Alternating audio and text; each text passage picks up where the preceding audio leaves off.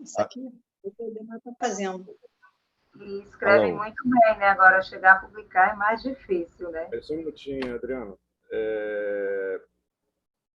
Gente, quem tiver com o microfone ligado, por favor, silencia, tá? Para não... Acho que agora está todo mundo com o microfone silenciado. Tá bom, vamos lá. Pode falar, Adriano, pode falar. Ok. Bom, é isso, gente. É um grande prazer, uma grande alegria estar aqui conversando um pouco, né, sobre poesia, né, num momento em que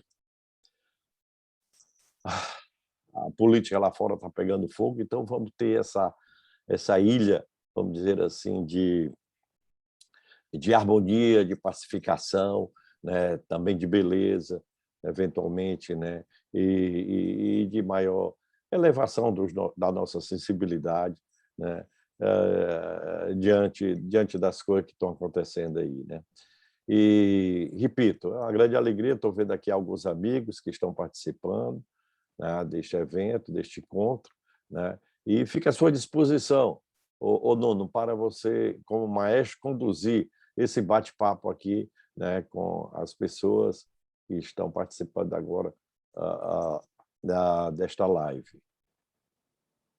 Eu ia dizer, Adriano, justamente isso, né, que esse concerto ele se reveste de uma significação maior ainda, né, a sua presença aqui e no momento desse em que a gente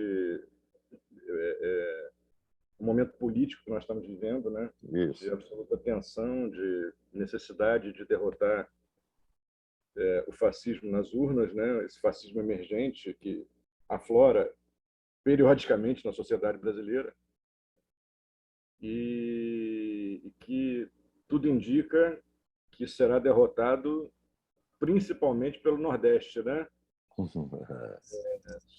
Lá a minha região, né? E Minas Gerais também parece que também vai. Minas Gerais também, né? Contra, enfim. É verdade. Eu acho que quem puxa esse carro é o Nordeste, isso me dá muita alegria. Sem dúvida. E eu digo que isso é coincidente, essa coincidência fortuita ou não, é porque a sua poesia ela tem um traço, um dos traços dela é justamente essa relação com o urbano, com a polis, com o homem, o ser humano mergulhado nas tensões da polis, né? Ou seja, nas tensões políticas, e do que nós vamos falar mais à frente, né? Bom, eu tenho que te apresentar, só que eu teria que falar uma meia hora aqui. Você tem uma vida e uma obra muito ricas, muito extensas, uma vida muito movimentada em torno da poesia e da literatura. Eu vou simplificar um pouco, porque senão eu vou tomar tempo da nossa fala sobre poesia e das pessoas ouvirem seus poemas especificamente. Então, para quem conhece pouco ainda o Adriano Spínola é doutor em literatura pela Universidade Federal do Rio de Janeiro, UFRJ, e professor aposentado da Universidade Federal do Ceará, tendo ensinado ainda em universidades brasileiras e estrangeiras, a exemplo da Université Stendhal, Grenoble 3 e da UFRJ, onde foi professor convidado de teoria literária. Em 1998, participou do 18º Salão do Livro de Paris. É membro do PEN Clube do Brasil e da Academia Carioca de Letras. Publicou 9 livros de poemas, entre os quais Táxi, ou Poema do Amor Passageiro, em 1986, com tradução para o inglês realizada pelo professor e poeta Charles Perrone, que está aqui conosco, nos honrando com a sua presença. Exato. Lançado em Nova York e em Londres, em 1992. Em Trânsito, Táxi Metrô, um outro livro dele, Táxi Metrô, em 1996, que reúne os poemas longos Táxi e Metrô, são 2 poemas longos. Beira-Sol, de 1997, bolsa da Fundação Biblioteca Nacional e finalista do Prêmio Jabuti. Praia Provisória, em 2007, Prêmio de Poesia da Academia Brasileira de Letras, e Escritos ao Sol 2015, finalista do Prêmio Rio de Literatura. No campo do ensaio, publicou, entre outros, As Artes de Enganar, um estudo das máscaras poéticas biográficas de Gregório de Matos, e, muito recentemente, esse aqui, o Segue o Trapezista, que eu tive a honra de estar lá para estar no lançamento, além dos outros livros aqui essa edição que reúne Táxi e Metrô, né? O Lote Clandestino, Praia Provisória e um livro de relatos, Malindrania. Bom, Adriano, vamos lá. Eu queria que você falasse para a gente uma coisa essa é uma questão que eu trago para todo mundo. Como é que se deu a sua aproximação com a poesia, né? Como é que foi aquele primeiro impulso? Como é que você concretizou depois esse primeiro impulso nos seus primeiros escritos ou seja, onde está o nascimento do poeta Adriano Spínola? Aí no final da resposta você fala 3 poemas para a gente. Bom, eu vou tentar resumir, né? Relembrar aqui um pouco dessa minha trajetória. Quando eu comecei a me aproximar da poesia, né, em Fortaleza, evidentemente, eu era jovem, e eu me lembro que, bom, em casa eu tive um ambiente muito favorável. Meu pai tinha uma grande biblioteca, a mamãe também era leitora de poesia. Tive também um tio, escritor, Moreira Campos, né, com quem eu dialogava muito. Então, eu tive um ambiente, eu diria, favorável às letras, né? Embora isso seja muito variável, porque eu sou o quarto filho, né, de 7, e nenhum deles teve, apesar de ter o mesmo ambiente e tudo, as mesmas condições, nenhum se inclinou, né, para a literatura como eu, né? Realmente, é difícil a gente explicar, né? Mas o fato é que eu comecei a escrever meus versos aí por 15, 16 anos, que eu me lembro, e eu participei de um festival colegial intercolegial de poesia, né, com 2 ou 3 poemas, e fui classificado, fui um dos classificados, sabe? E aquilo me deixou, e recebi alguns livros de presente, e aquilo me deixou realmente surpreso e me incentivou muito. Eu comecei a ler muito, eu me lembro que nesse momento comecei a ler Drummond, aí o meu pai também começou a me dar livros, sobretudo a poesia moderna, né? Me lembro bem, ele me deu Poesia do Modernismo, né? Eu tenho até aqui ainda guardado comigo, mandei, e O Canto Melhor, do Sarmento Barata, né? Então eu comecei realmente lendo os poetas modernistas, né? E fiquei fascinado. A poesia, assim, né? Pega a gente, como toda arte, né? E você fica com aquele coisa, querendo realmente escrever e tudo. E eu cheguei a escrever um pequeno livro, nunca publicado, felizmente, né? Chamado A Flor de Cacto, né? Sob influência de um poeta cearense chamado Horácio Dídimo. Me fascinou os poemas curtos dele, né? E também a experimentação concretista e tudo, naquele momento. Isso me deixou fascinado. Bom, logo depois, quando eu terminei o segundo ciclo, né, eu tive a oportunidade de também estudar nos Estados Unidos, e lá também tive contato, né, com a literatura americana, né, e por coincidência até eu morei na cidade em que nasceu o Walt Whitman, né, em Long Island, Nova York. E também aí os poetas beats, eu comecei a ler lá, né, e aquilo me abriu muito a cabeça. O fato é que quando eu retornei, né, eu ingressei na Faculdade de Letras, né, e já começava a escrever meus poemas e tudo, né? Mas a verdade é que o meu primeiro livro surgiu, livro mesmo, né? Antes eu publiquei um folheto de cordel, sob pseudônimo, falando sobre a cidade. Você tocou aí no tema da cidade, exatamente esse folheto se chama A Cidade, que é um dos grandes temas da minha poesia, justamente é o espaço urbano. Eu vi a cidade em transformação, a cidade de Fortaleza, e aquilo também me fascinou muito. Bom, eu nasci em Fortaleza, né? Fui criado ali na Praia de Iracema, né? Ali na Praia do Meireles, na Praia do Mucuripe, né? Isso também me marcou muito. É o outro lado da minha... Não é bem o outro lado, né? Mas é um outro grande tema da minha poesia, que é exatamente essa poesia praiana, solar, ligada ao mar, ligada à praia, né? Daí eu ter escrito um livro chamado Beira Sol, né? E depois Escritos ao Sol, né? Que são poemas praianos, né? Que me tocaram muito. Bom, mas eu estava falando que o meu primeiro livro foi o Fala Favela. O Fala Favela foi um poema dramático, foi um episódio real que aconteceu, a expulsão de uma favela em Fortaleza, assim, de maneira violenta, né? E aquilo causou uma grande indignação social e política, e isso foi em 1979.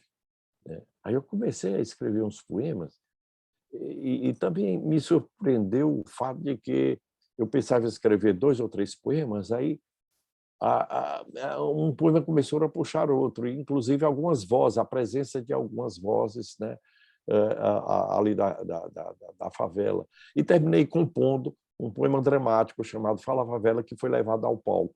Né? Então, na verdade, a minha estreia como poeta foi no palco, foi justamente esse livro, esse texto, esse conjunto de poemas, 30 poemas dramáticos, né, foi levado ao palco do Teatro Universitário, né, e foi muito legal a atuação dos atores, houve também a composição de acompanhamento musical, né, de vários poemas, né, quero dizer, muitos poemas foram musicados, foi também uma espécie assim de show também musical, né?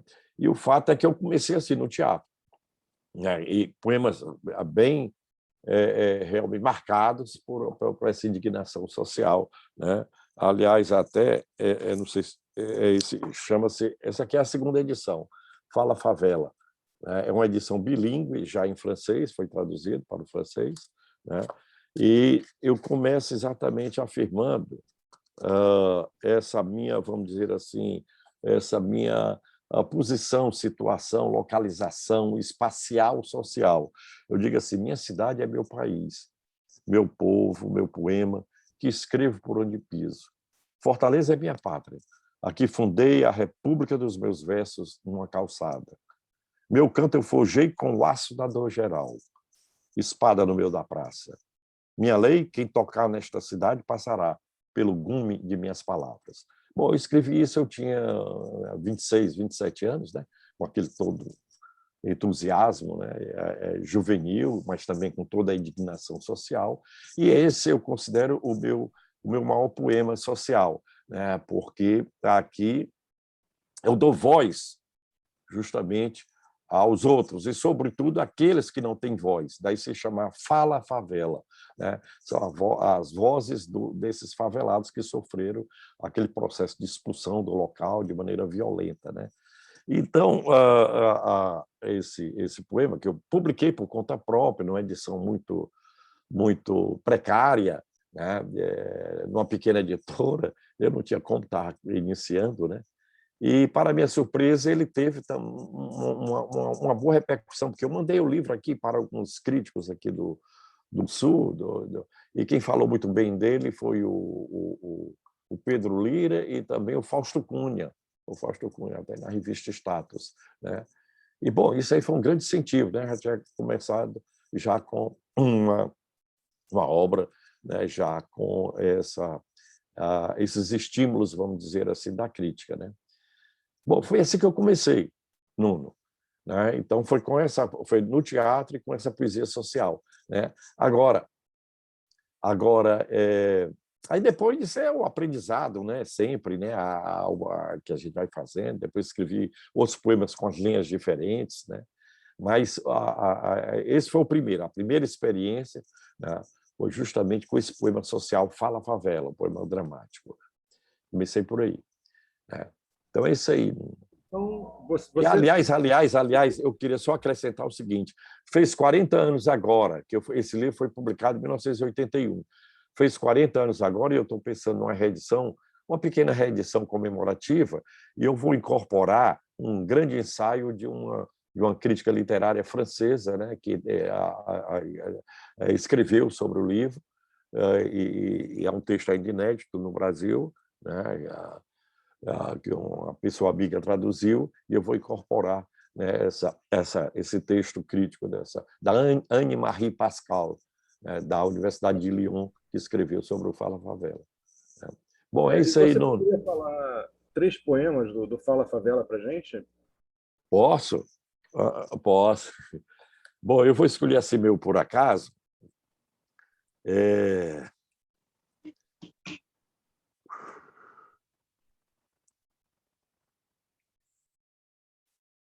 Toda casa é uma árvore, que no chão se enraiza. Em sua copa habitamos antigas sombras e fadigas.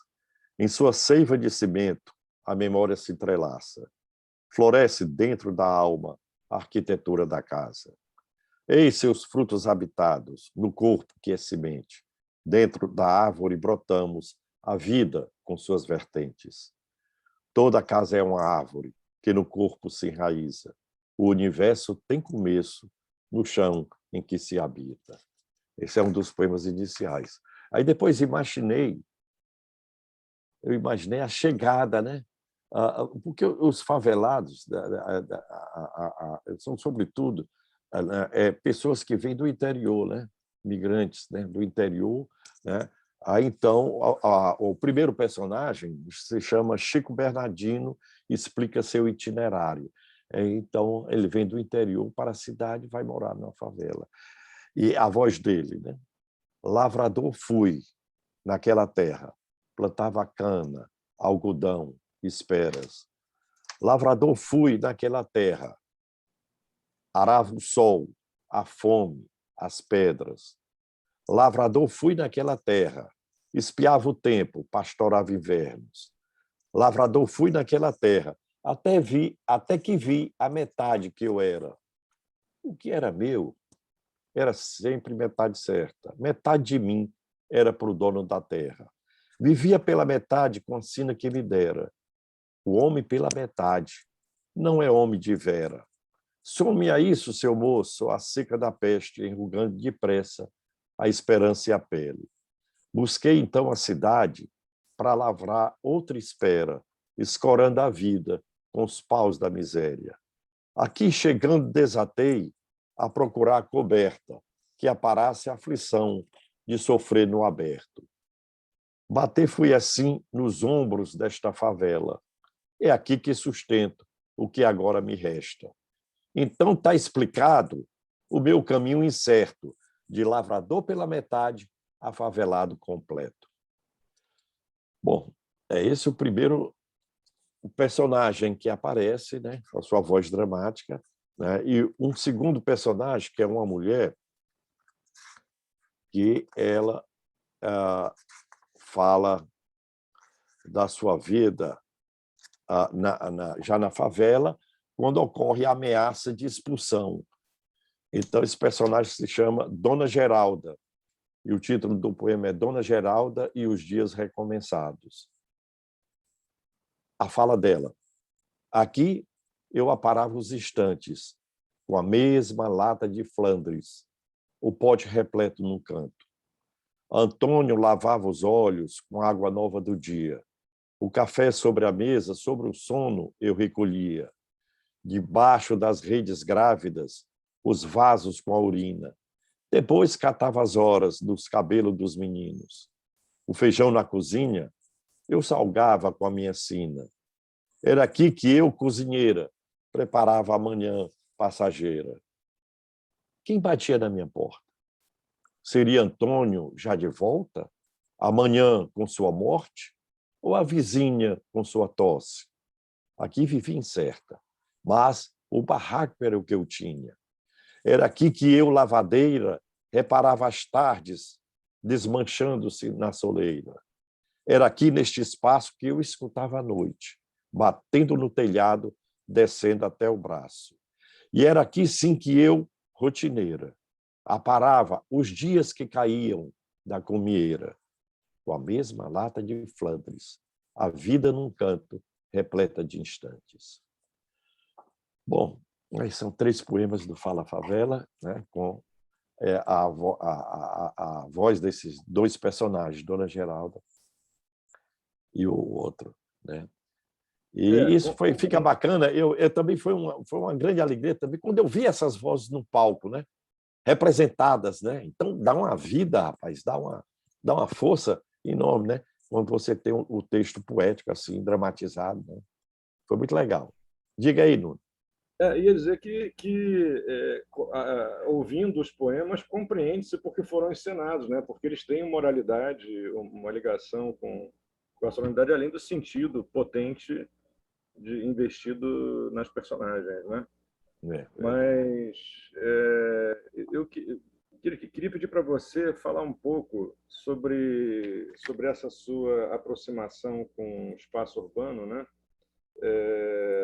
E a ponto de aprendê-lo como tema da sua poesia. Tem inclusive, a antologia que você assim selecionou, né? Selecionou poemas e lançou uma antologia em 2015 chamada Escritos ao Sol, não é isso? Isso, Escritos ao Sol. E aí eu me lembrei, quando eu vi essa antologia, ainda não consegui acessar, eu já encomendei, mas não chegou. Existe uma frase de um arquiteto modernista chamado Le Corbusier, acho que é de conhecimento corrente, ao menos o nome do arquiteto, e ele, assim, a frase é um pouco questionável, aponta para um sentido um pouco idealista da arquitetura, mas é engraçada a relação do pensamento de um arquiteto com a relação que você faz. O nome da antologia dos Escritos ao Sol e que tem a ver com o espaço urbano. Então, diz o Le Corbusier, a arquitetura é o jogo sábio, correto e magnífico dos volumes dispostos sob o sol. Eu não conhecia, não. Legal. Você vê essa relação, né? Se a gente cria uma ponte, assim, quando eu vi o título da antologia, eu lá atrás, quando né, eu pensei logo nisso. Então, eu queria que você falasse um pouco sobre essa sua relação com a cidade, com essa relação da poesia, como é que ela brota desse corpo a corpo com o espaço da cidade, e no final falasse 3 poemas, no final da resposta. Certo. Pessoal, como eu falei, o primeiro espaço foi esse, o espaço, digamos, suburbano, né? O espaço da cidade, né? Minha cidade é meu país, meu povo, meu poema que escrevo por onde piso. Aí depois, justamente fascinado pela cidade, eu escrevi o poema, poemas situados, vamos dizer agora, no centro da cidade, na grande cidade, né? Fala favela no subúrbio, né? Esse livro se chama O Lote Clandestino, eu acho que você tem aí, né? O Lote Clandestino. E eu não peguei, ó, vou pegar aqui. Então, o Lote Clandestino, isso, essa é a segunda edição, né? Eu vou pegar aqui, gente, né, para ler alguns poemas. Espera aí, um momento.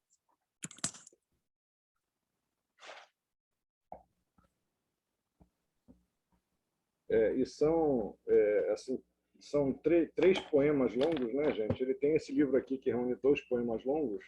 O Táxi. Exatamente, E trilogia, né? Ok. Aí, então, esse tema da cidade, né, ficou na minha cabeça, né? Aí eu digo, bom, vou explorar agora a vida num grande centro. Né? Aí eu escrevi O Lote Clandestino. Né? O Lote Clandestino é a metáfora da poesia, né? Clandestina, né? Esse lote, né? Então, eu escrevi, são alguns poemas curtos, mas tem um grande poema, aqui o maior poema que se chama Minha Gravata Colorida, que abre a segunda edição. Né? É um poema longo, né? Atravessando a Praça José de Alencar, por entre carros, vozes, buzinas e caras apressadas, sinto por um segundo como se cruzasse o viaduto da Avenida Anhangabaú ou saltasse do subway de Nova York, embaixo do Madison Square Garden, ou andasse pela Avenida Elor Perrat, em Paris, e pensasse de repente como seria a vida em uma cidade latino-americana nesta hora. Então, é um poema longo, com outra dicção, viu, Nuno? Se no Fala Favela havia, inclusive, uma preocupação até, digamos, formal, melódica, né? Algo até sugerindo o cordel, né? pela a musicalidade, né? Pelas rimas, etc. Esses são poemas que abdicam desse recurso para escrever uma poesia mais rente à vida, né? Portanto, uma poesia menos metafórica e mais metonímica, menos poética e mais, até, eu diria, prosaica. Né? Então, são uma série de poemas, né, só tratando mesmo temas situados na cidade. né? Eu vou ler aqui alguns.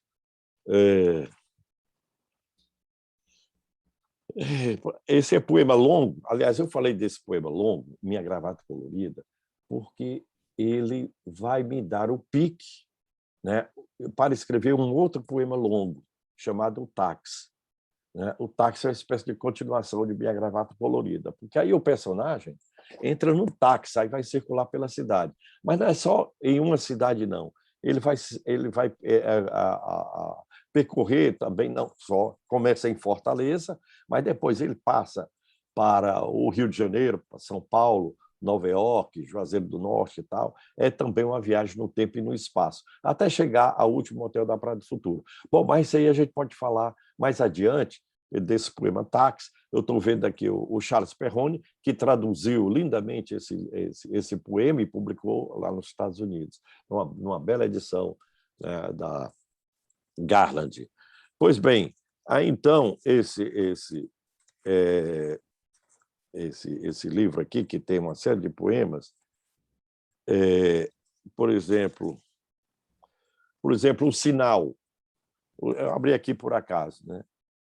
São Francisco de Assis, ao atravessar a esquina com a multidão, volta-se para o semáforo. Irmão semáforo, fale-me do homem. E a luz vermelha acendeu. Bom, é poema curto, né? E, então, um outro seria a Avenida Brasil. Atenção devagar. Assalto à mão armada a 100 metros.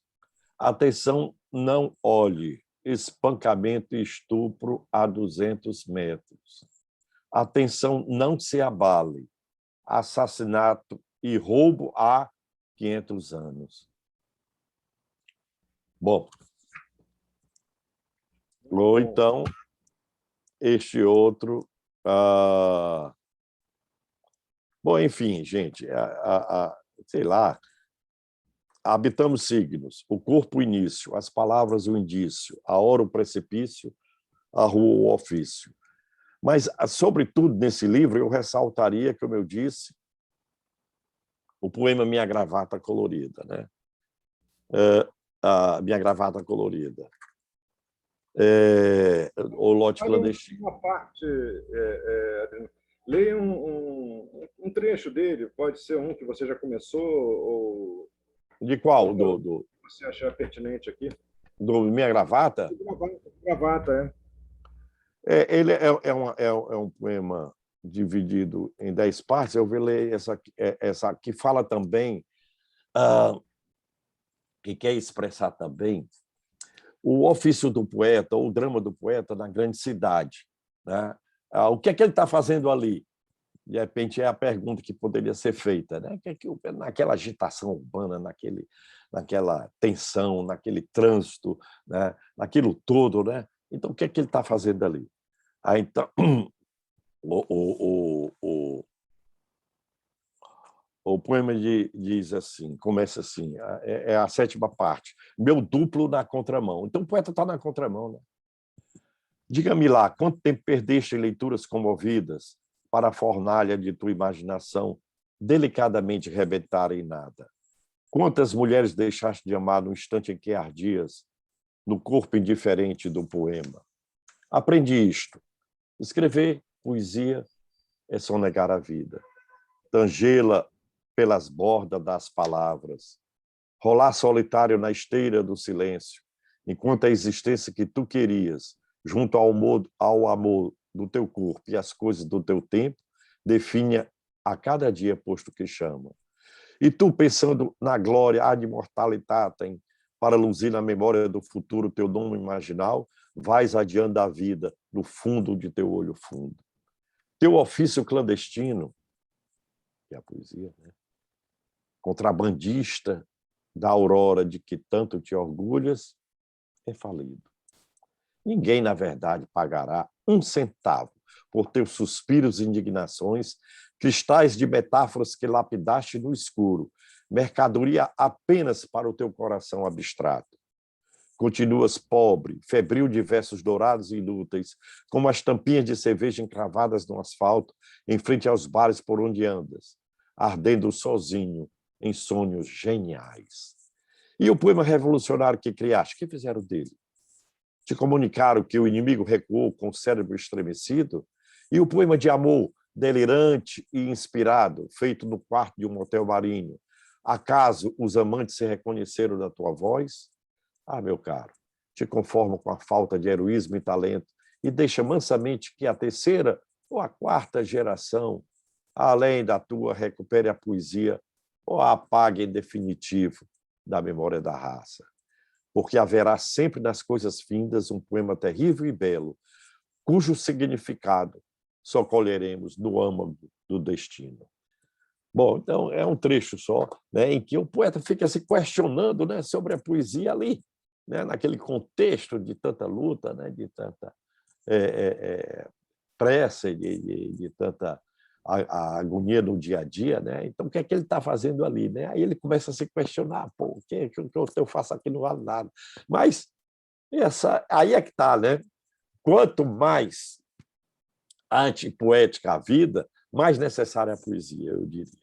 Né? É por isso que ela continua, mesmo com todas as adversidades. Né? Mesmo o poeta trabalhando na contramão, como diz aqui, né? Ele está na contramão, né? Desse contexto. Né? Mas ela é necessária, exatamente por isso. É e isso. A modernidade, a pós-modernidade não foram outra coisa, né? Senão isso, né? Senão a contramão, né? É. Bom, Adriano, eu queria depois enveredar para outro caminho, mas eu queria terminar antes esse percurso, né, urbano. Eu queria que você falasse para a gente sobre o nascimento do poema Táxi. Como é que ele nasceu, como é que ele foi sendo gestado. Tem uma arquitetura aí que você foi construindo, né, paulatinamente. Conta para a gente. E fala, Eu vou contar, porque realmente foi também uma surpresa para mim muito grande. Como eu disse, a gênese do poema foi... Táxi foi o Minha Gravata Colorida, né? Aí, então, uma vez eu estava vindo de táxi, eu acho que eu estava indo para o aeroporto da cidade, quando me ocorreu a ideia de escrever um poema dentro de um táxi. Né? Mas eu imaginei escrever apenas 1 ou 2 páginas. Né? Aí o poema começa remetendo exatamente ao poema anterior, né? Que é a Minha Gravata Colorida. Né?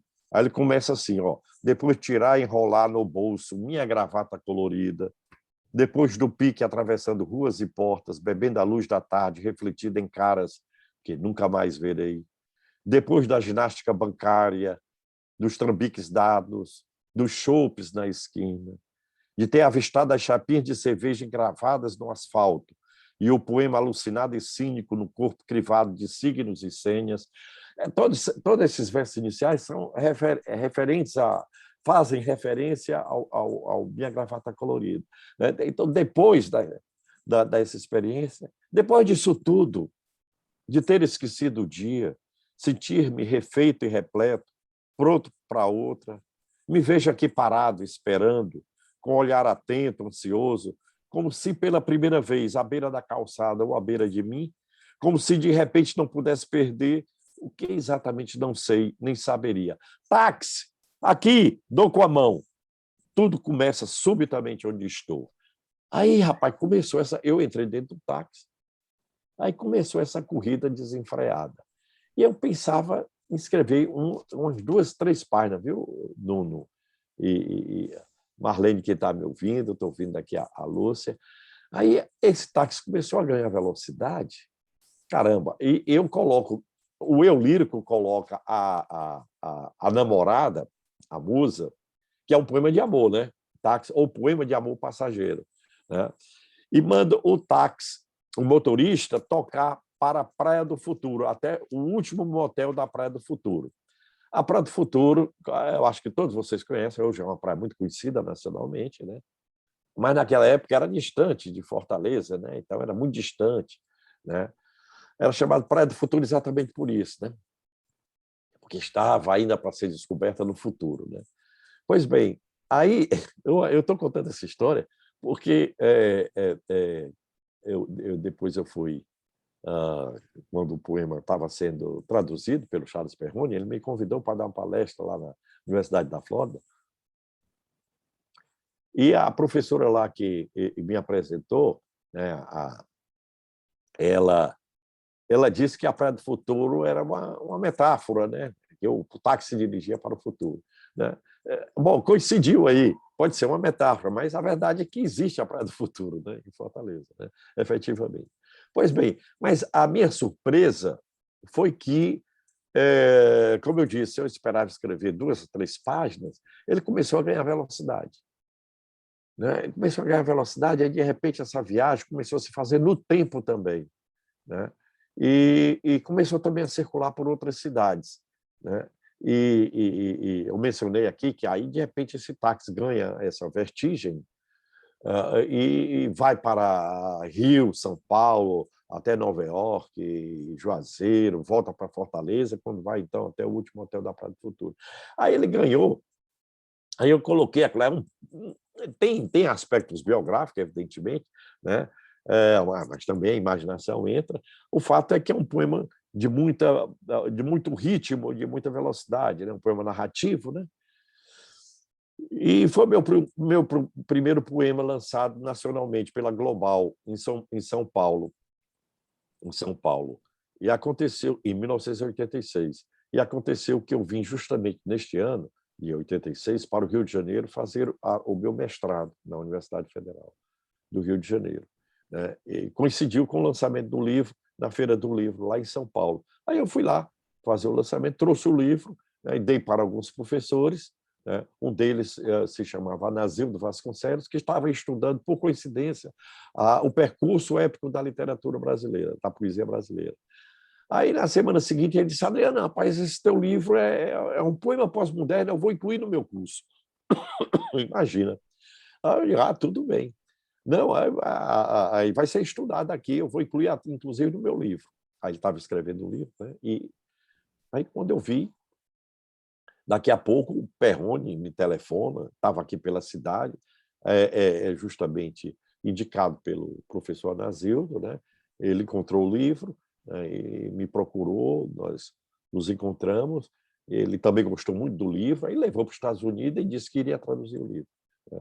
E o fez com muita competência, né? Com muita competência, e mandou o livro para várias editoras, e uma dessas editoras, em Nova York, se interessou e o incluiu numa coleção chamada Literatura Mundial em Tradução. Imagine vocês, gente, um livro que foi escrito no quintal da minha casa em Fortaleza, de repente já estava correndo, né, na língua de Shakespeare, né, em Nova York e Londres, né, porque foi também publicado lá. Né. Essas coisas que acontecem, às vezes a arte nos surpreende, né, a receptividade. Né, até hoje, esse poema, Táxi, né, a gasolina dele ainda não acabou, não. Ele continua rodando por aí. Né. E eu tô a até... alta da gasolina em Bolsonaro parou o seu táxi. O quê? Nem a alta da gasolina em Ah, Bolsonaro sim. parou. Não. Aí hoje ele ele já foi parcialmente traduzido em italiano, em francês, espanhol, além do inglês, né, que o Perrone fez com muita competência. Né? Uma bela edição. Eu vou pegar aqui a edição para mostrar para vocês. Essa edição aqui, que eu recomendo muito, vocês ainda encontram, é uma edição que reúne Táxi e Metrô. São os 2 poemas longos que tematizam esse percurso, né, urbano. Esse livro aqui. Dá para ler, gente? Está ao contrário, né? Capa dura. Táxi, né? A tradução, né? É bacana mesmo, viu? Muito bacana. E eles tiveram até o cuidado, gente, de, no final, colocar um mapa para mostrar o percurso do táxi em Fortaleza e no Brasil, tá? Por onde ele passa. Incrível, né? Bacana, né? Muito legal. Muito legal. Para mim, isso foi uma grande alegria, é claro, né? E uma surpresa enorme. Né? E uma surpresa enorme. Agora, aproveitando o mote do táxi, engraçado, a primeira vez que eu li o táxi, e assim, vou colocar essa questão aqui antes. mesmo sabendo de toda a diferença de matrizes de influência, etc., tudo isso, mas ele tem uma relação de princípio com o poema sujo. Ele é um poema cósmico, assim como o poema sujo é um poema cósmico. Você pensa isso também ou não? Eu acho que alguém já falou sobre isso, mas eu sinceramente o poema sujo não me influenciou nesse sentido, não. Foi mais uma coincidência. E meu poema é narrativo. Agora é um de uma relação acima disso, não de influência. Influência não de influência, né? O Fer Regular, o poema é muito interessante também, porque ele mergulha, né, na memória dele em São Luís, né? E recupera todo aquele universo, né?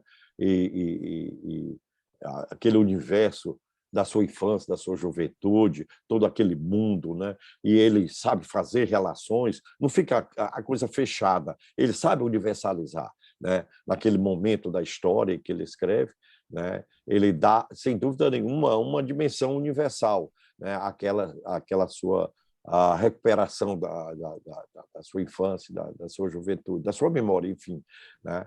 E ele faz com muita uma impregnação, até eu diria, material, visual, muito grande, né? O Ferreira Goulart é um poeta extremamente sensorial, né? Essa materialidade que ele talvez tenha aprendido com Cabral, mas ele também foi um grande mestre, né, dessa poesia das coisas, né? E ele faz isso com muita competência. É um poema que teve um impacto muito grande naquele momento político, né? É um poema testamento, ele achava até que ia desaparecer, ia morrer, ele estava exilado no Chile, né? Então só restou a ele, naquele momento, né, como uma espécie de testamento, falar da vida dele, e ele faz com muita força, né? Agora, é um poema também longo, narrativo, é interessante, porque essas coincidências, né? Você tem uma série de poemas longos que aconteceram naquele momento. Teve a grande fala do Índio Guarani, Perdido na História e Outras Derrotas, do Afonso Romano de Santana, né? Teve o poema Sísifo, do Marcos Acioli, né? Além do poema Sujo, né? Teve o meu, né? É engraçado que ali foi um momento em que se fazia muita poesia curta, como eu fiz no Lote Clandestino, poemas pequenos e tal, né? Na cidade e tudo, né? Mas, de repente, eu vi que eu tinha fôlego também para escrever poema narrativo. Então, a diferença, né, talvez, com o Ferreira Goulart, é que meu poema é narrativo, né? É um táxi que sai circulando por aí afora, né? Então, você tem essa narratividade, né?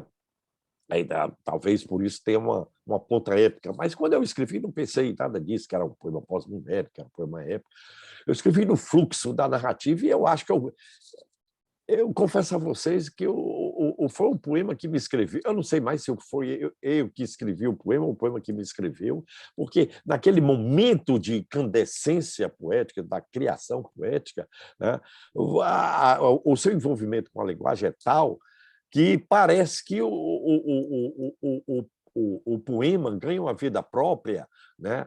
Tem lá um ritmo, uma coisa que até incontrolável por você, né? Você só vai mesmo diante daquela emoção, também levado por aquela incandescência criativa, eu diria, né? Escrevendo, registrando toda aquela carga emocional, intuitiva, enfim, a imaginação, uma série de fatores, né, que entram aí, né? Mas eu confesso a vocês que eu não sei, né? Mas só no final foi que a minha mulher perguntou: Adriano, quando é que esse táxi vai parar?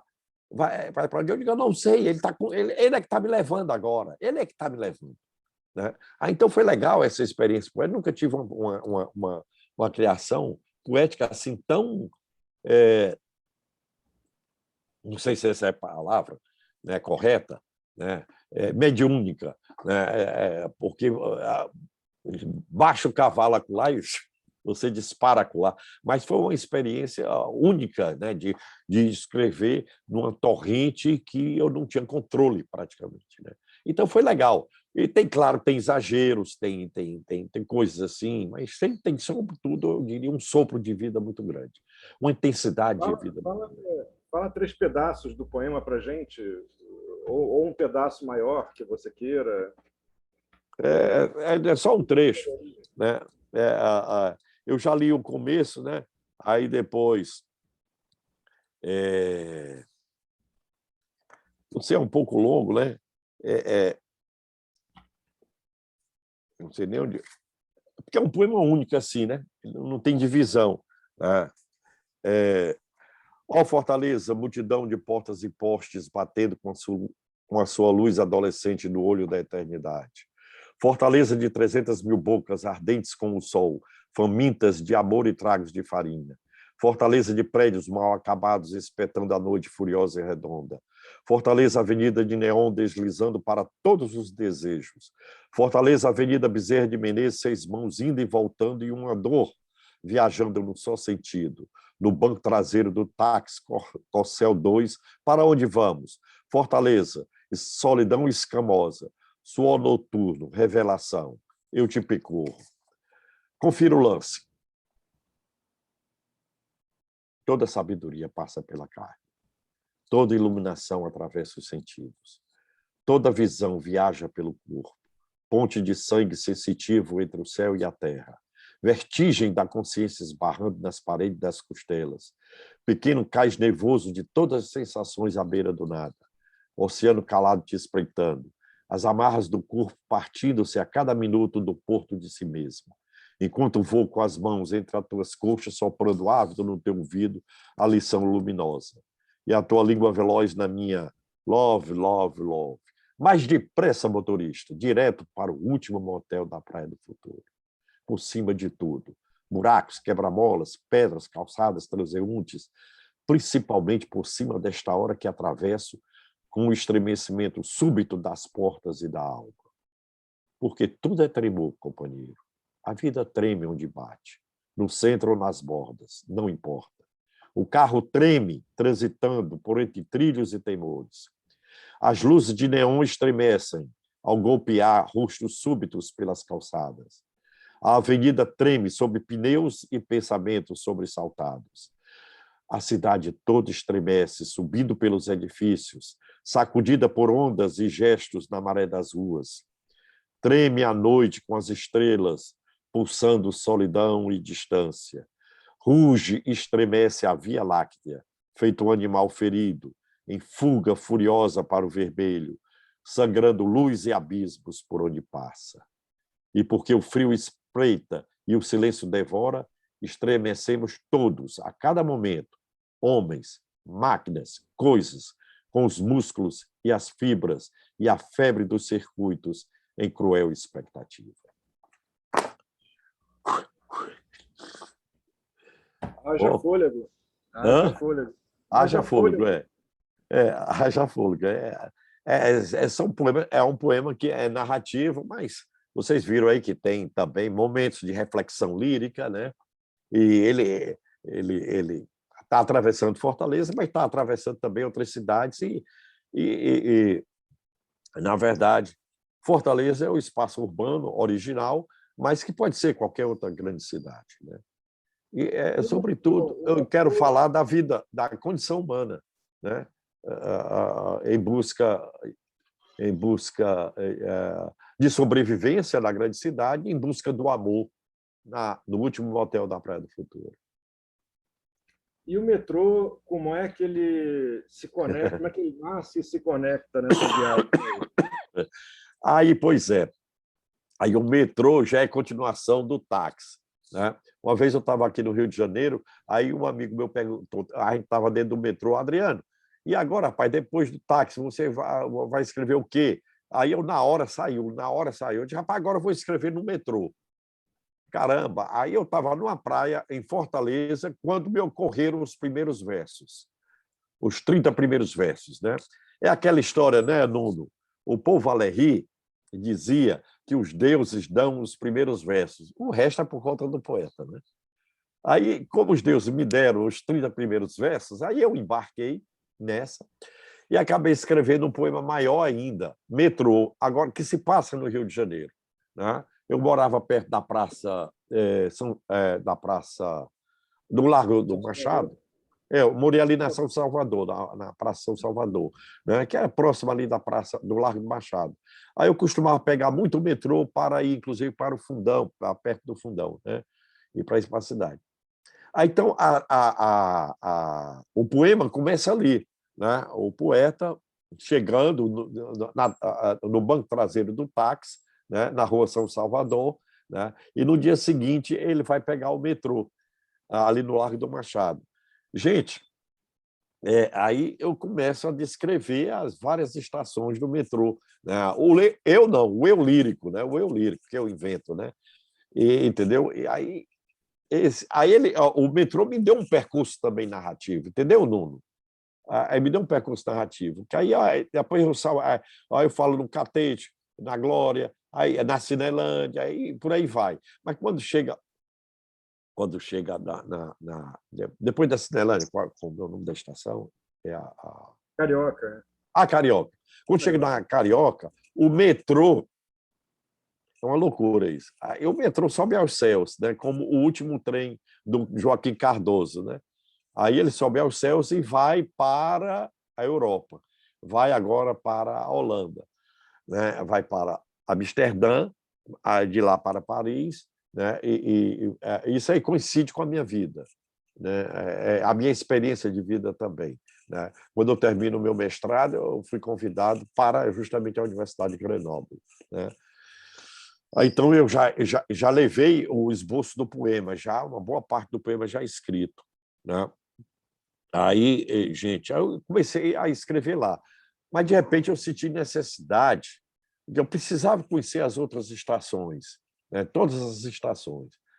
Aí, eu resolvi vir aqui ao Rio de Janeiro, depois de um ano, né, para justamente dar continuidade ao poema. Sobretudo, né, ali na Cinelândia, né, e também na Central do Brasil, né, ali. Eu precisava conhecer aquilo, né? Então, passei vários dias ali, anotando tudo, né? E continuei fazendo o percurso do metrô, né? Eu sei que me deu um trabalho imenso esse livro, esse poema, né? E andei até refazendo, relendo agora, durante a pandemia, e burilando, e limpando, e, enfim, dando aquela última, aquela versão mais, digamos, definitiva, né? Mas o fato é que, como eu disse a vocês, o poema começa no Largo do Machado, ele faz um percurso, vai para outros países também, outras cidades, né? E depois retorna até o Largo do Machado. É um périplo, uma espécie, o personagem é uma espécie de Ulisses urbano, em que ele sai de Ítaca e volta a Ítaca no seu apartamento, tá? Então, tem esse fundo épico, né, que remonta à epopeia do Ulisses, né? E tudo se passa numa manhã só, numa viagem, né? Então, foi a minha maneira até de conhecer mais o Rio de Janeiro, foi através da poesia, através desse poema, que eu quero ver se eu relanço, né, no próximo ano, essa versão definitiva. Dos 3 poemas longos, urbanos, a Minha Gravata Colorida, que vai ter, eu rebatizei também Ônibus ou Minha Gravata Colorida, o Táxi ou Poema de Amor Passageiro e Metrô ou Viagem até a Última Estação da Paixão Possível. Então, essa é a trilogia, né, a épica urbana, né, que eu tentei fazer, né, na tentativa de expressar um pouco a contemporaneidade urbana, não só de uma só cidade, né, mas de várias cidades, né? E foi isso, né? O metrô foi assim, né? Uma tentativa até de conhecer mais o Rio de Janeiro. É um poema de amor também, é um poema de amor. Eu vou pedir a você para falar, então, vou exigir do seu fôlego que você fale um pouco para a gente o metrô. Rapaz. Não ele inteiro, um pedaço, um trecho, conveniente aqui para a gente. Eu vou ter que pegar aqui, rapaz. Você tá. Peraí, eu vou pegar aqui o exemplar.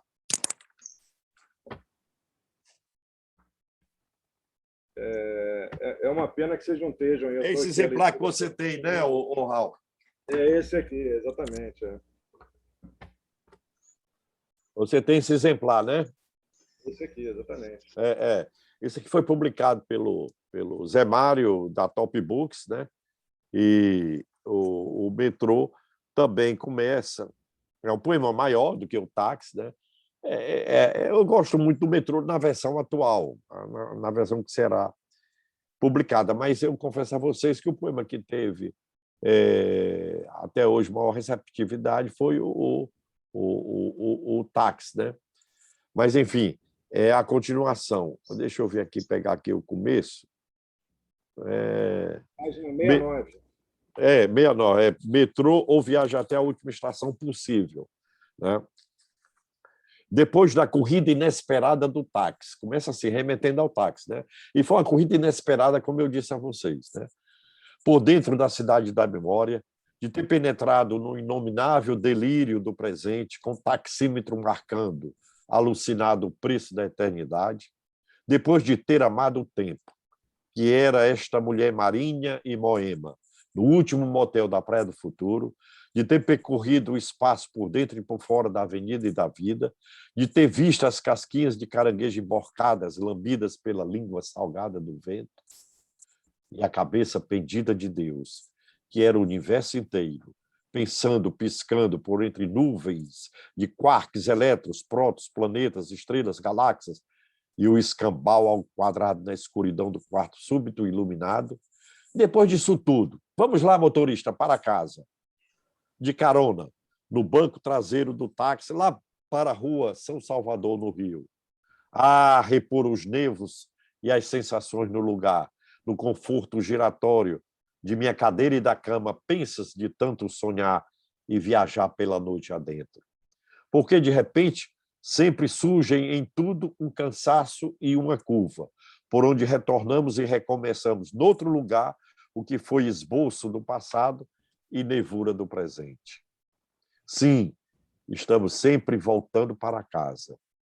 Estamos sempre voltando para a casa do tempo. Trepado entre o silêncio e o som furioso dos carros, no alto deste apartamento, no 16º andar, em que vejo defronte os edifícios, uma fatia do mar, as montanhas de Niterói e o avião Eletra 2 da Varig subindo pela ponte Rio-São Paulo, eu, condômino do precário, aceno para o mundo, aceno para todos os passageiros a bordo deste instante. Para o Sebastião lá embaixo, que aqui chegou e nunca me verá, passando apressada em sentido contrário, em sua bicicleta toda enfeitada. Daqui atiro meu tanto olhar, contra a paisagem muito aquém daquela serra que ainda azula no horizonte do meu desejo, girando dentro de mim, feito uma hélice ou uma roda, à beira da janela, à beira do tempo. Pronto, assim começa o poema Metrô, gente. Né? O poeta está situado, chega no apartamento, no 16º andar, na Praça São Salvador, onde eu morei. Né? Tem aspectos biográficos também. Esses poemas narrativos são muito ligados à minha vida, né? Aquilo que eu pude testemunhar, de sentir, de ver. Né? E aí, então, no dia seguinte que ele chega lá, aí ele desce para pegar o metrô, lá no Largo do Machado. Aí começa essa viagem, que eu já falei para vocês, né? E dá essa viagem que é um périplo, né? É um périplo, assim como Ulisses, né? Que fez o seu périplo, né? Durante 10 anos. No caso, é uma manhã em que o eu lírico faz esse périplo, né? Pela cidade do Rio de Janeiro, né? Passando também por outras cidades. Né? Mas é isso, gente. Então, essa minha experiência urbana, né? Eu sou animal urbano, eu nasci em Fortaleza, como eu disse, né? E eu acho que, talvez pelo fato de, aos 18 anos, ter morado próximo de Nova York, ter frequentado muito a cidade de Nova York, aquilo me impressionou muito, a cidade, né? Aquilo me impactou, eu diria, né? Um jovem de 18 anos. Né? Então, isso me marcou muito. Né? E sempre fui fascinado. E eu acho que a gente pode encontrar a condição humana, a vida humana, né, em qualquer esquina. A gente não precisa sair para outro lugar, né? Para tudo aqui ao redor, né? Agora, como expressar isso é que aí é que está, né? Aí o busilis, né? É você saber expressar essa condição humana, né? As paixões humanas também, né? No contexto de uma grande cidade. Adriano, eu queria aproveitar que a maioria presente aqui, se não a totalidade, também é poeta, e queria perguntar a você sobre algumas questões de oficina, assim, da sua oficina, né? Eu notei, fiquei acompanhando aqui atentamente, lendo daqui enquanto você falava aí. No caso do táxi, foi muito. Eu pude observar mudanças no texto. Você, entre essa edição e essa outra que você mostrou, você mexeu no poema. Isso, é verdade. Tem uma oficina em curso aí, né? É verdade, Nuno. Como é que funciona isso para você? Pois isso há dois tipos de poetas, aqueles poetas, ou dois, enfim, aqueles poetas que, por exemplo, acham que aquilo que ele escreveu não muda mais, ele não quer mudar mais, né? E pronto, aquilo que ele escreveu está ali, né? Não, eu penso que eu continuo sempre assim, num processo incessante de aprendizado, né? E eu acho que, mesmo tendo publicado, eu acho que uma nova edição do poema, se o poeta sente que a necessidade de fazer alterações, né, julgando ser melhor, obter o melhor resultado, eu acho perfeitamente possível. Eu estou me lembrando aqui de um Whitman, que publicou um só livro, né, As Folhas de Relva, e ele saiu também, a cada edição, ele mudava e ampliava, né, o seu livro, né? Começou com umas dezenas de poemas e depois a coisa se ampliou enormemente, ele foi mudando e aumentando. Um só poema, um só livro, aliás, né, que é As Folhas de Relva, né? E eu acho mal barato reescrever. Eu adoro reescrever. Sobretudo esses poemas longos, né? Tem outros não, que eu não consigo mais mexer, né? Já com uma forma muito definida, né? E eu não consigo mais mexer. Mas, sobretudo, esses poemas de largo fôlego, né? Que tem vários aspectos, temas e subtemas, eu acho mal barato. Eu gosto muito de reescrever, né? Aliás, até durante a pandemia, eu não escrevi nenhum livro novo, não. Eu reescrevi meus poemas, né? Até como uma maneira de passar o tempo, né? Naquela angústia, a gente sem sair de casa e tudo, eu digo, rapaz, vou reescrever os poemas aqui que eu posso melhorar, que eu julgo, né, que eles podem ter um melhor resultado estético, né?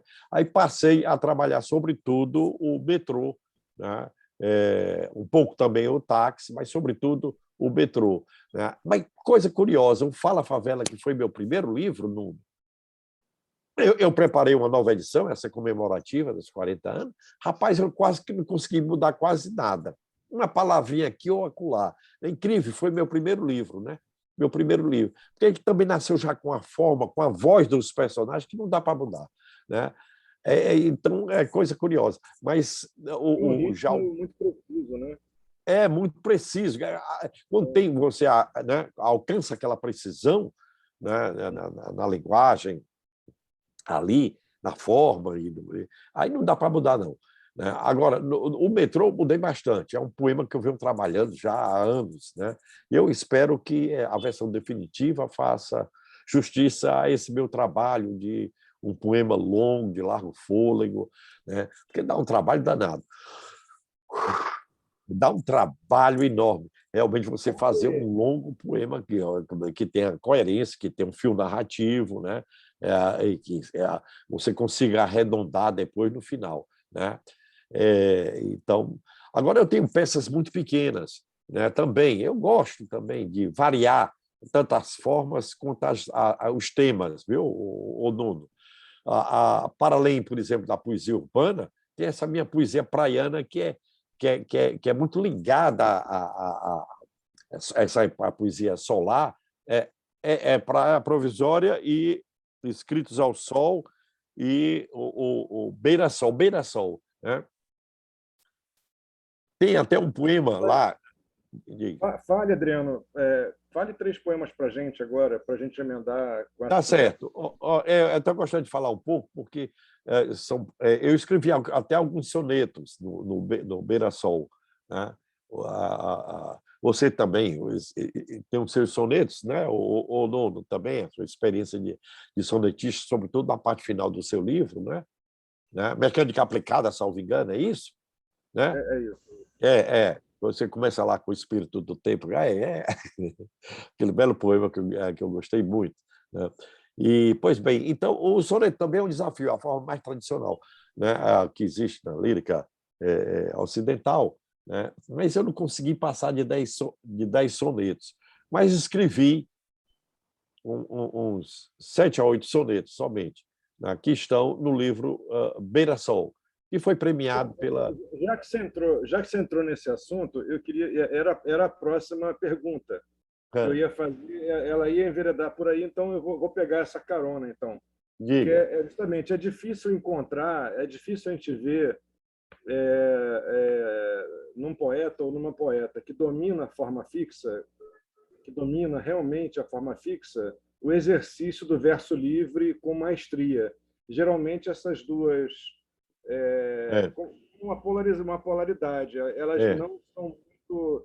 Em você a gente observa o contrário, você tem um domínio da forma fixa muito preciso, né? Realmente o que se chama de um domínio, de uma maestria, sem nenhum favor aqui, realmente é claríssimo. E o verso livre seu não tem nenhuma relação, nem nenhuma indução da forma fixa, porque às vezes acontece isso. A forma fixa ela entra como uma matriz e gera um cacuete no verso livre, né? É verdade. Não, o verso livre que de livre não tem nada, né? Esse nome verso livre é muito uma forçação de barra, é marketing, né? Porque há uma precisão no verso livre, mas uma precisão liberta da fixidez da forma. Como é que você trabalha isso? Eu acho que talvez devido às influências dos beats, enfim, como é que é isso para você? Pois é realmente uma boa pergunta, Nuno, que até eu me faço, né? Me faço assim, né? Como é que eu consegui escrever poemas assim, digamos, tão soltos, né? Rite a prosa, né? Como os poemas narrativos do táxi, do metrô, Minha Gravata Colorida, né? Poemas e ter escrito poemas com uma maior elaboração formal, metafórica, né? Como sonetos e outros, né? Em que há um predomínio de certas formas fixas e até, eu diria, também de uma linguagem mítica e metafórica, né? Eu me pergunto também, como é que eu consegui isso? Sei lá, a poesia acontece, né? Assim como a arte, ela acontece, não tem muita explicação. Mas o fato é que eu me sinto inteiramente à vontade de escrever desses poemas longos, né? Esses poemas quase prosa, né? Esses poemas que têm um desenvolvimento, um desenrolar metonímico, né? Ao lado de poemas mais metafóricos, né? Como estão aqui no Escritos ao Sol e como estão no Beira-Sol, sobretudo. Aí eu quero falar, falando no soneto, eu quero dizer para vocês que estão me escutando que também aconteceu um poema que surgiu assim, sabe, sem muito esforço, e que é um poema também, um dos meus poemas que mais divulgados hoje. Ele se encontra em várias antologias e já tenho referências dele até em Angola, né, em Portugal, crianças numa escola recitam esse poema, né, e também o Perrone traduziu também nos Estados Unidos, né, na Itália. Esse poema se chama Linguamar. É um poema, como eu disse, que já participa de várias antologias aqui, né? E ele me surgiu também de forma inesperada. Eu estava na praia de Iracema com a minha mulher, né, num restaurante português, né, à noite, ali na praia, né? Aí, quando veio o dono do restaurante português, ele começou a falar conosco, e a fala dele, com aquela brisa marinha, né, aquela coisa me bateu lá, e na hora eu tive a ideia. né, e de escrever esse soneto chamado Língua-Mar. Língua-Mar, não é língua-mãe, língua-mar, né? Então, esse soneto diz assim: a língua em que navego, marinheiro, na proa das vogais e consoantes, é a que me chega em ondas incessantes, a praia deste poema aventureiro. É a língua portuguesa, a que primeiro transpôs o abismo e as dores velejantes no mistério das águas mais distantes, e que agora me banha por inteiro. Língua de sol, espuma e maresia, que a nau dos sonhadores navegantes atravessa a caminho dos instantes, cruzando o bojador de cada dia. Ó língua-mar, viajando em todos nós, no teu sal, singrerrante a minha voz. Rapaz, esse é um soneto que veio assim, ó, caramba. E obrigado, Marlene. E ele, como eu disse, é uma grande homenagem à língua portuguesa, né? Essa língua de navegantes, né? E a gente sonha com ela, navega com ela, né? Viaja com ela, né? Essa língua de sol, espuma e maresia, né? Que a nau dos sonhadores navegantes, nós poetas, né? Viajamos com ela, né? Então, o decassílabo está impresso na gente, é uma coisa subcutânea, né? Você veja que é um soneto que tem todo o enquadramento formal, né? Os decassílabos heróicos, as rimas, né? Todas, né? Que se repetem, inclusive, né? E eu escrevi também um outro soneto, também, aqui, para minha surpresa também, participa daquela antologia do Morricone, Ítalo Morricone, chamado Os Melhores Poemas do Século XX. Eu estava no meu apartamento na praia de Iracema e avistei as jangadas no mar. Aí, então, eu escrevi esse poema, O Jangadeiro, que eu vou ler e recitar para vocês.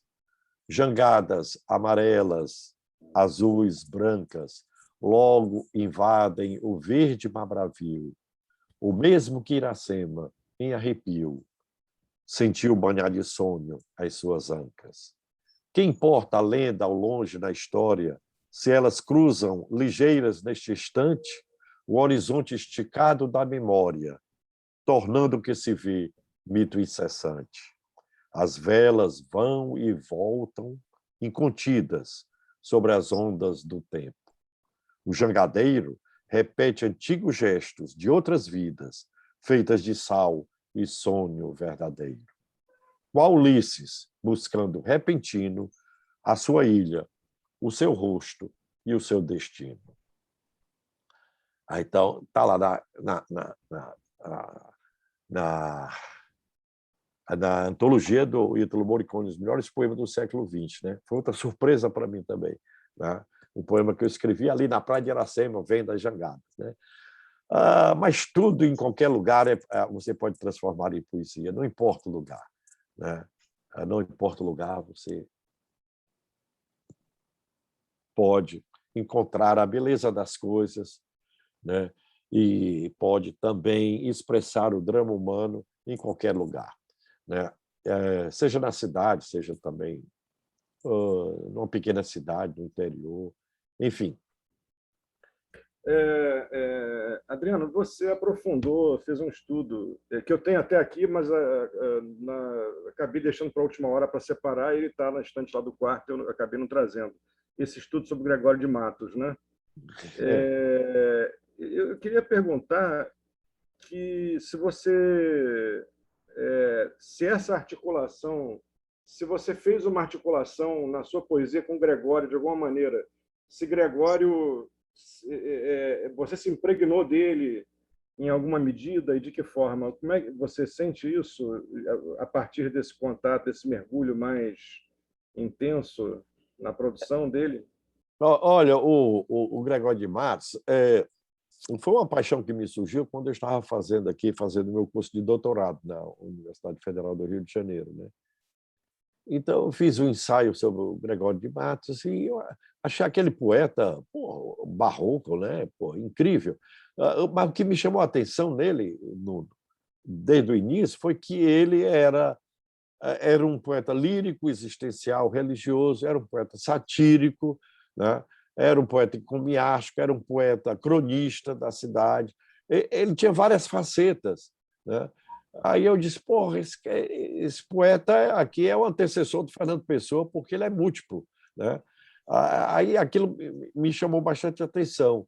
E então eu comecei a pesquisar sobre ele e então eu acho incrível. Sim, sem falar que ele foi também um poeta erótico, né? O nosso primeiro grande poeta erótico, né?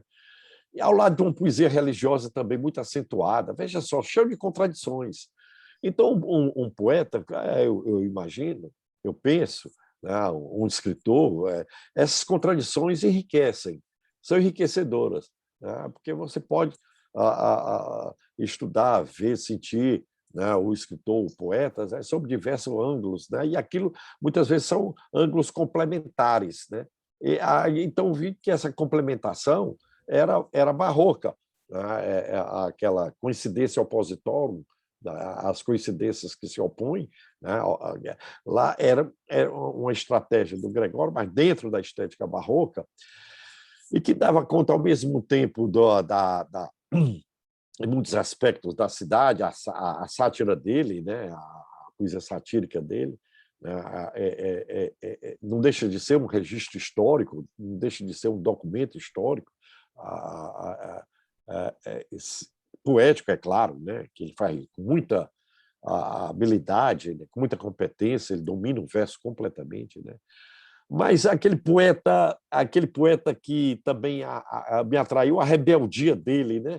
Ele, apesar de ter nascido um cara rico, o pai dele era dono de 3 engenhos de cana-de-açúcar, ele foi estudar em Portugal, formou-se lá, trabalhou até lá também na corte, mas se desentendeu com o rei, aí veio para cá e começou a colidir com o meio, né? E começou a brigar com todo mundo, aí terminou sendo expulso do Brasil, né? Ele brigava com todo mundo, ele esculhambava todo mundo, né? Ele tinha uma veia satírica que até hoje nenhum poeta brasileiro conseguiu ter, com tal precisão, ferocidade, com tal, sabe, agudeza, né? Realmente você se diverte com aquelas coisas que ele escreve, né?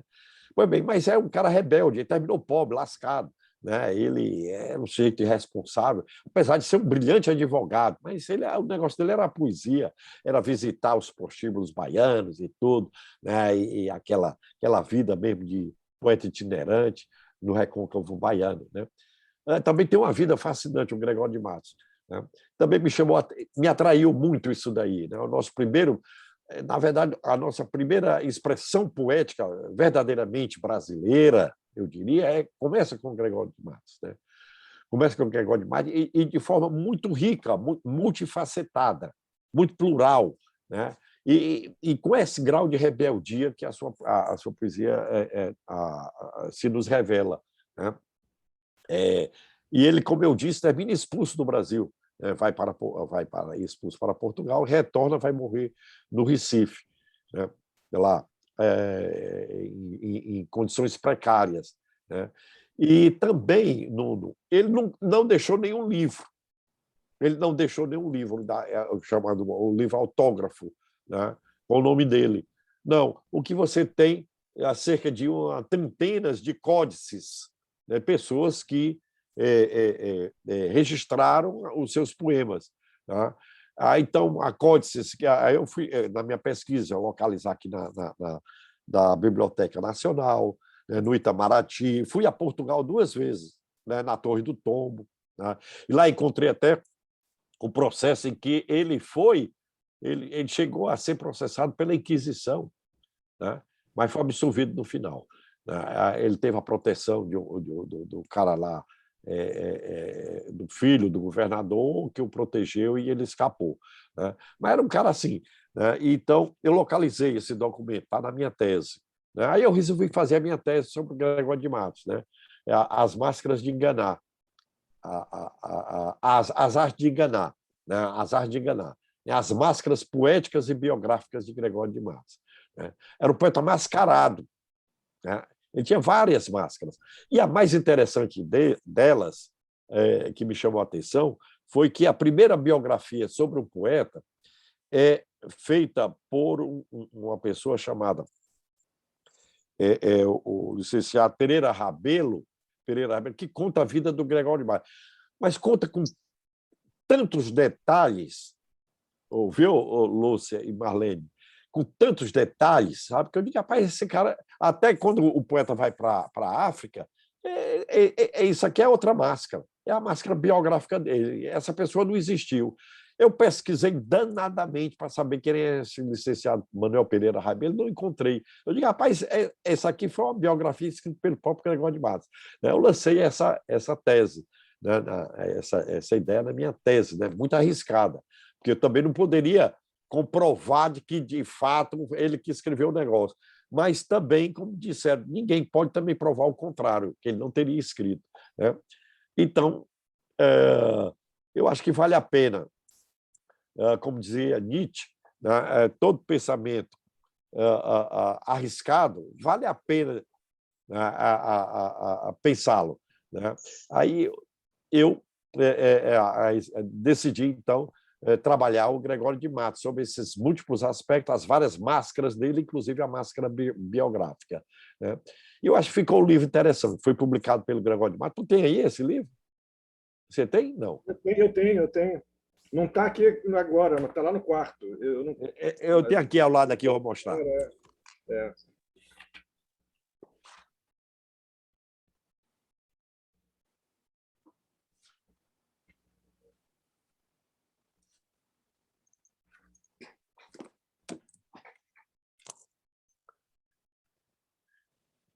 Agora, o que eu acho, uma coisa que eu observei aqui no Praia Provisória é que você adota aqui um procedimento da época do Barroco, né? Que é o poeta, o título, né? É isso, poeta, é verdade. Como Gregório. O poeta apresenta suas habilidades em busca de um emprego, dizendo-se especialista em armadilhas para apanhar o tempo. Um exemplo. Um outro é... Não, é verdade, Nuno, você pegou bem. E são as chamadas de didascálias. Deslocamentos vários, aí você vai, né? Os são um arrazoado de princípios aqui, né? Com certeza, você percebeu muito bem.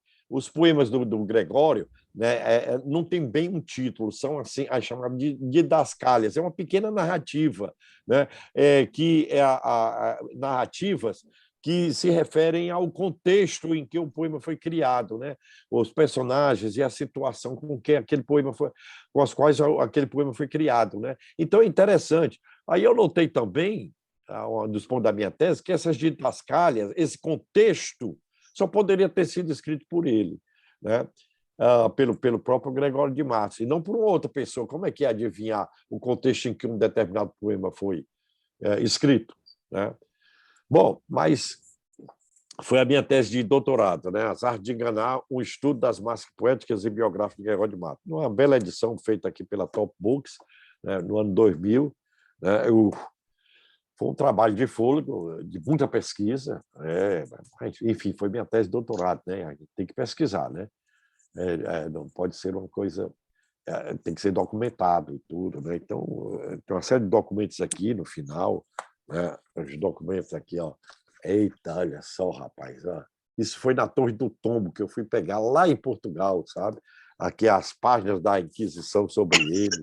Uma loucura isso, viu? E decifrar essa letra aí que foi, rapaz, um trabalho de louco, né? A letra e a sintaxe do português arcaico. Foi um trabalho de louco. Mas, enfim, fiquei muito satisfeito, né? Um grande poeta, sem dúvida nenhuma, né? É o nosso poeta inaugural, né? É o nosso poeta inaugural. Nós precisamos de um Gregório de Matos hoje aqui para dar uma esculhambação aí, muita gente, né? A gente necessitaria, sabe? Um poeta assim com a verve, né, satírica mesmo, aquela verve mesmo, né, para fazer coisas que denunciem, né, que desnudem, né, a face mais podre dos poderosos, né? É isso aí, Nuno. Você fala 3 poemas para a gente, Adriano? Eu posso falar do... Bom, meu último livro foi essa antologia, né? Escritos ao Sol, né, Nuno? Você tem aí, não tem? Esse não, ainda não. Ah, não, rapaz, esse foi lançado pela Record, né? Foi em 2015, pela Record, né? Então, aqui tem poemas vários, mas quase todos eles têm essa marca solar, né? E vamos lá, eu não sei nem assim, deixa eu ver, estou olhando aqui,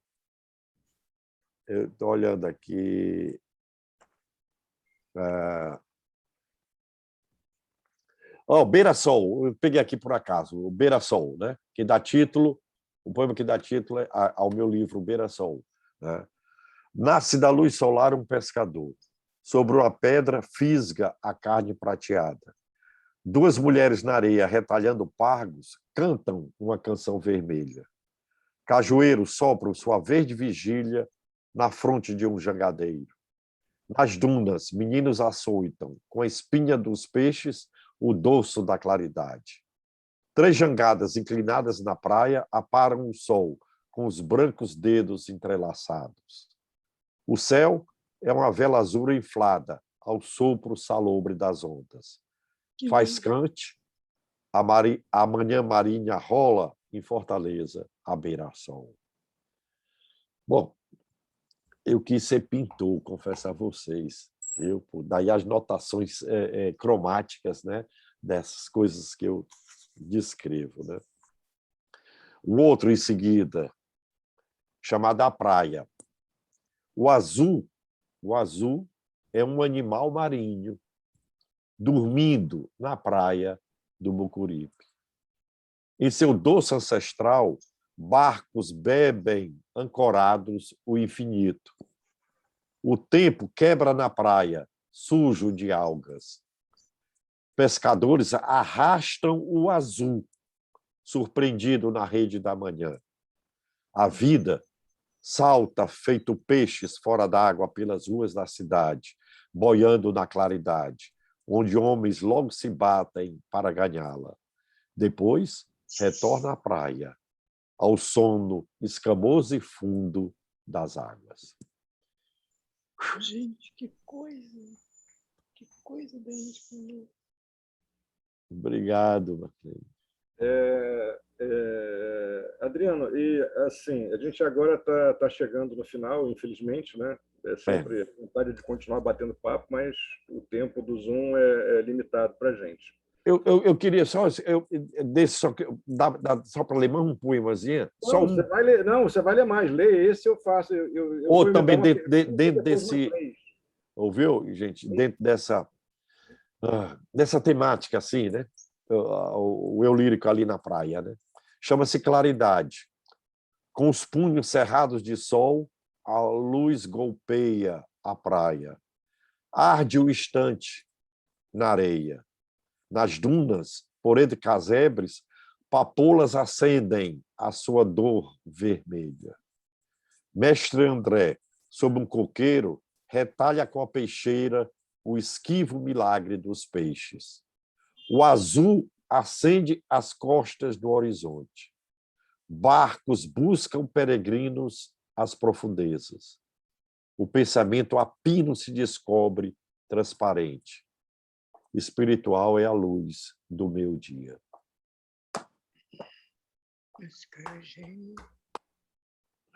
Obrigado.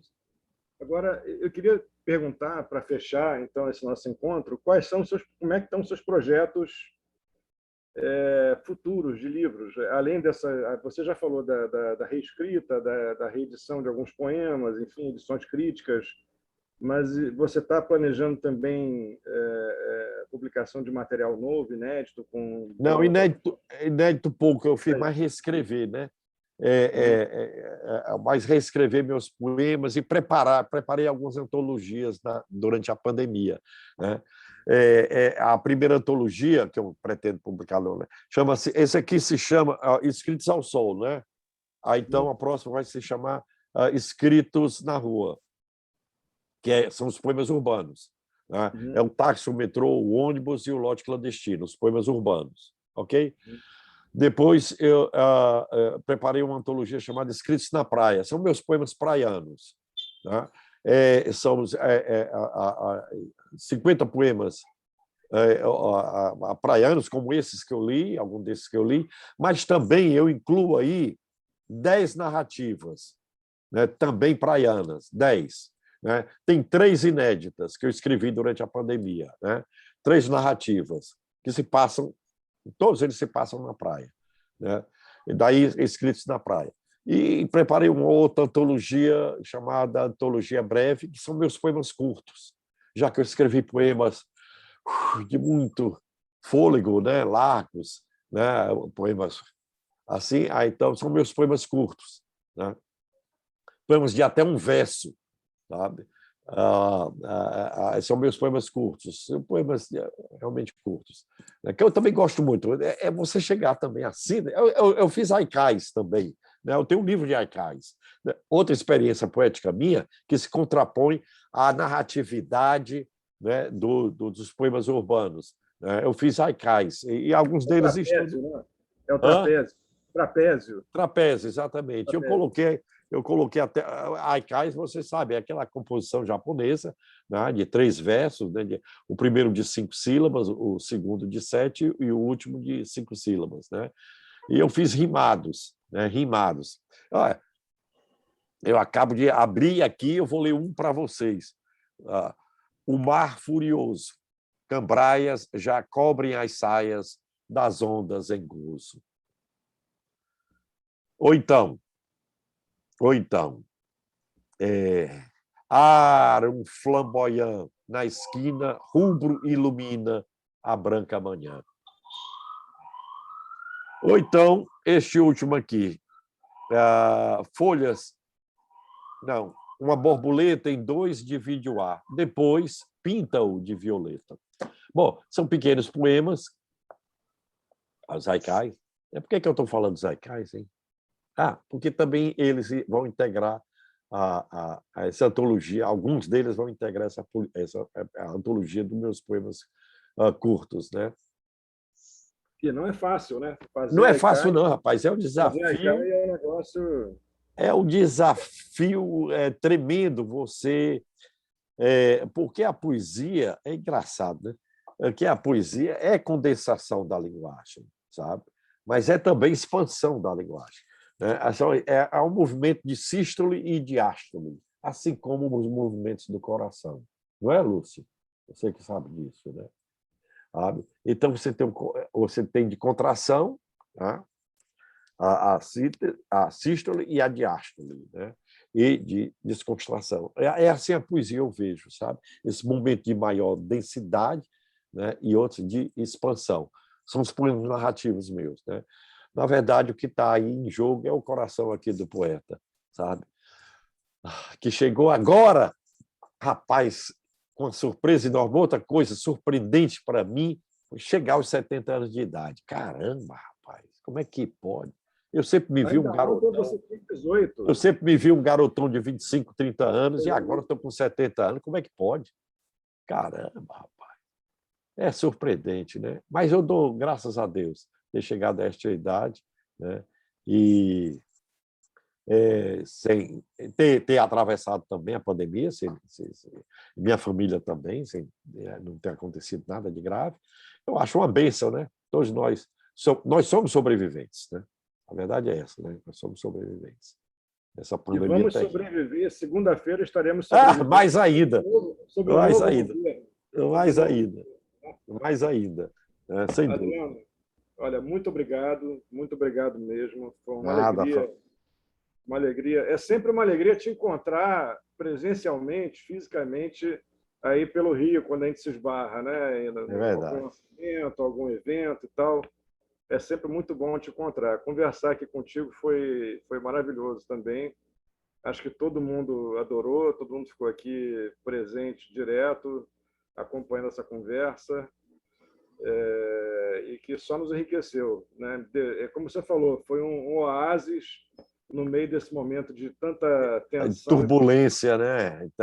Tanta ansiedade, tanto drama, tanta angústia até, eu diria, né? E vamos ver se essa angústia se resolve amanhã, né? Vamos ver se ela... se a gente consegue, né? Bom, vamos um conseguir. novo momento para o país, né? Eu estou sentindo nas ruas aí a vibração. Aqui o Rio, que é muito bolsonarista, está vibrando pelo Lula. De repente começou a emergir essa vibração pelo Lula. Não sei, estou sentindo aqui. Vamos ver se materializa. Acho que vai se materializar. Gente, obrigado. Oxalá. Deus te ouça. Obrigado por vocês estarem aqui. Sigam os eventos do Instituto. Tem muita coisa boa aí para pintar, muita coisa boa acontecendo. As oficinas rolando, e Suzana não pôde estar hoje aqui com a gente.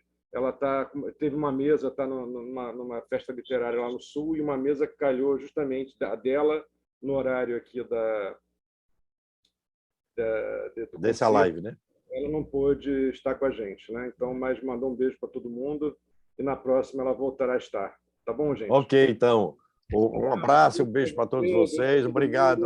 Eu estou vendo aqui a Lúcia, a Mara, a Marlene, Nuno Raul, um grande abraço e obrigado. Obrigado a todos vocês pela paciência e pela atenção, né, que deram aqui a esse pobre poeta da Praia de Iracema, como diria o Essa de Queiroz. Né? Nós que agradecemos. Obrigado. Obrigado. Beijo a todos. Beijos.